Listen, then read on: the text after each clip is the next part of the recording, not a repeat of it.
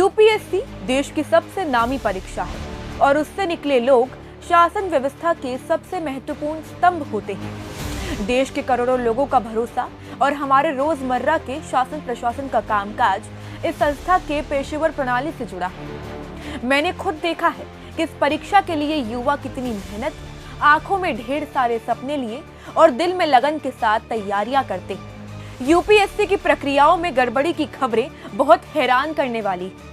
इस महत्वपूर्ण चयन प्रक्रिया में हुई एक भी गड़बड़ी बड़े सवाल खड़े करती है और लाखों युवाओं के सपनों और उनके विश्वास पर चोट करती है। जरूरी है कि इन सवालों का जवाब जनता और यूपीएससी की तैयारी करने वाले युवाओं को मिले। तो क्या इसके लिए यूपीएससी के उच्च पदों पर राजनीतिक नियुक्तियों के लिए आए लोग जिम्मेदार हैं? यदि हाँ, तो उन पर कार्रवाई कब होगी? जिस सिस्टम में एक एक नंबर के चलते उच्च स्तर पर कंपटीशन होता है, उसमें क्या केवल सतही तौर पर जांच करके पल्ला झाड़ना उचित है?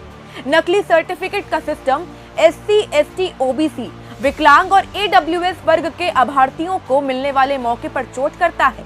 क्या सर्टिफिकेट जांचने की कोई ठोस संस्थागत प्रणाली विकसित नहीं की जा सकती? यूपीएससी प्रणाली को और अधिक पारदर्शी व प्रामाणिक बनाने के लिए बदलावों की सख्त जरूरत है। क्या इस पर विचार नहीं किया जाना चाहिए? यूपीएससी से जुड़े सवाल इस देश के शासन प्रशासन के प्रति भरोसे और हमारे करोड़ों युवाओं के सपनों से जुड़े सवाल हैं। इस पर सरकार से जवाब आना जरूरी है।